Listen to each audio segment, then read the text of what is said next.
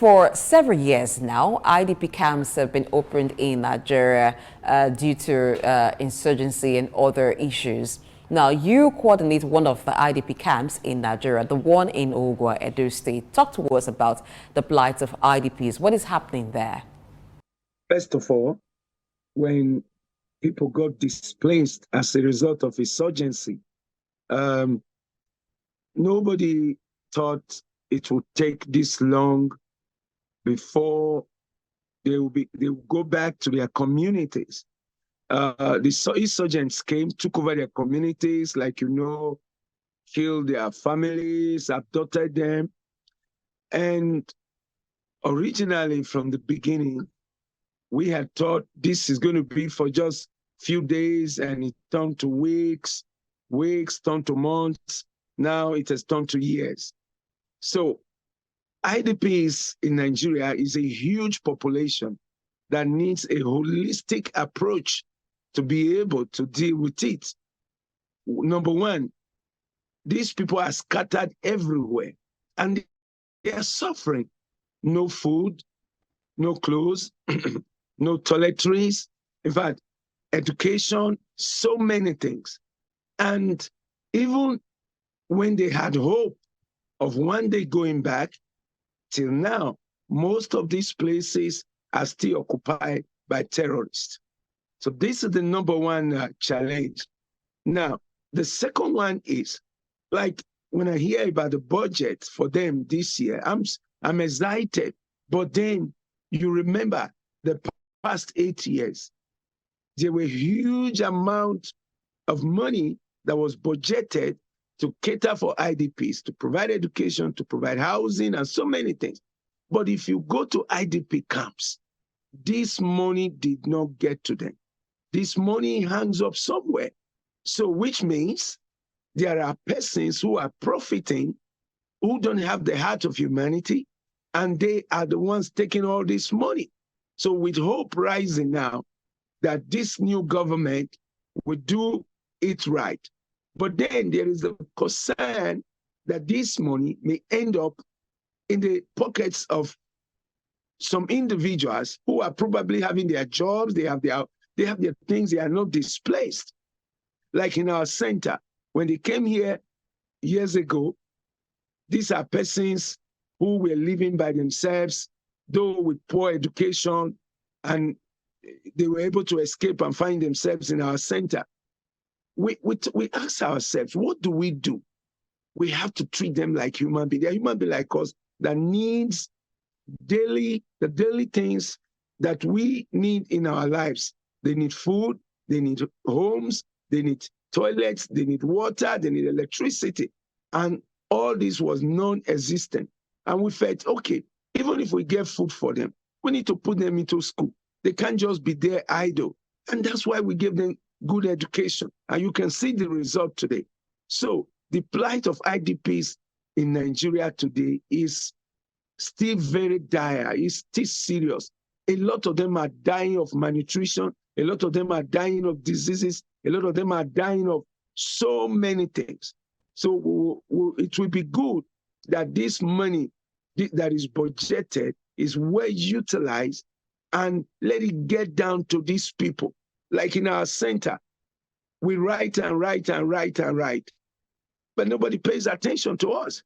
And even when they want to pay attention, they will bring something that will be for like 5 persons, 10 persons, 15 persons, where you have thousands of people. So the IDP's plight is huge, it's enormous, and it has to be tackled holistically. The government have to make sure that they go to the places where these people come from and genuinely fight off the terrorists. The terrorists are still holding sweet. A few days ago, terrorists still went to Chibok and attacked people who have returned, people who went to farm. That is how it is in so many places. Even some of the farms we try to do, like in Abuja, there are areas we got lands where we are farming.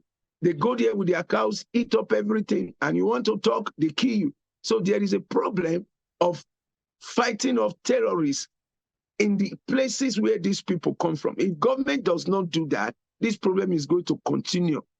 is going to continue for years and years coming. So the government should start from there. And then secondly, make sure that what is budgeted get to the IDPs themselves, not the middlemen. God bless you. All right, according to the 2024 budget, the projection to take care of the maintenance of the IDP camps and even looking at the empowerment has to be to the tune of 3.1 billion naira. Talk to us. How do you think this money should be rechanneled in a way that it will get to the IDPs? Then on the other hand, talking about the empowerment for IDPs, give us a picture of how successful these empowerment programs has been over the years, and what is the state of the empowerment programs for the IDPs who are in camp now? Well, our center is a lot better than other centers because of the way we manage them. But generally, IDPs hardly get those things that you hear about. This was before. But we hope now it will change. Otherwise, like those in our center, they are very, very intelligent. They are hardworking. Those that were farmers want to go back to their farms. So if you enable them to get lands, then give them tools, give them seedlings, just give them what they will use to work, and then protect them so that by the time they work, terrorists will not come again. These people are ready to work. Now, let's take example, those in our center. When they came, they couldn't speak English. They can't communicate. We have to do everything to bring them to know how to read and write. And we saw how hungry they were for education. Then the other challenge was textbooks, notebooks.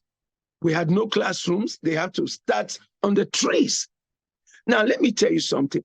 Just giving them few things. Look at the difference. Among them today, we have first-class graduates. We have second-class upper graduate. In fact, the list of them that just graduated had second-class upper. In the universities that we send them, they are just the best, which simply means if government is serious, let them work with the IDPs themselves. Let them go to all the IDP camps, set up a committee, pick up honest people, the IDP managers from all centers, put them together, then monitor how they use the funds. If they keep passing through the same persons they've passed through, state governments, it will never get to the IDPs. They will come and make announcements, nobody can challenge them. Government officials, I'm sorry, they should not be offended, but this is the truth. You will never see these things done. Let the government involve the IDPs themselves, the IDPs that are suffering, the managers of the centers. If the government will involve them, I tell you, in 1, 2, 3, 4 to 6 months, you are going to see changes. Like you can see what you are showing now. Just one woman teaching few persons with one sewing machine. If we will have more teachers, more trainers, more empowerment, I tell you, the IDPs, they don't want to be IDPs forever. They want to find a place. They want to go back to their places. And from our center, we used to have over 9,000, over 8,000 persons. But today, over 7,000 have relocated to different places to go and find something to do. After Good Samaritans came, trained them, after we empowered them, they moved to different places in Nigeria, some to Lagos, some to Maiduguri, some to Jos, some to Abuja, some to different places. But those that are here now are the ones that where there is just nothing you can do to push them out. They just don't have homes to go to. This is just their home. And majority of them are in school. So IDPs need good education. IDPs need food. IDPs need water. If you give them these daily things that human being needs, they will come back to you as the best citizens Nigerians can ever have. I would like you to wrap up with this question, which is for you to talk about your expectation for the ministry in charge of the plight of IDPs. What is your expectation? Quickly, I would like you to just state them and what you expect them to do differently as the year goes by. I want the government to be responsible directly to the needs of IDPs. I will be very grateful to them to see them fighting off the terrorists that are occupying the places where the IDPs naturally come from. And then after clearing them out, let the government help these people resettle by helping them build their houses, reclaiming their lands back. And when they do this, more than 90% of IDPs will return home. Secondly, why they are doing that, they should please supply food to IDP centers. IDPs are hungry. They need food. Government should let this food get to them. They should let every other relief materials get to the IDPs to carry them, pending the time that they can be resettled in their places. Government should provide books, water, and everything that IDP needs. And I tell you, if government will do this, things will change.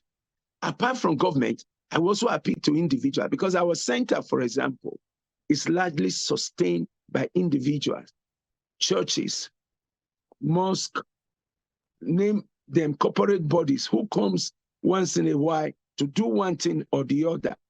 It's those lean resources that we are managing to sustain the people. They are not enough. So if government can intervene, like the fund that they have just budgeted, if they can let it get down. In fact, these are my expectations, and I hope this government and this year will be totally different.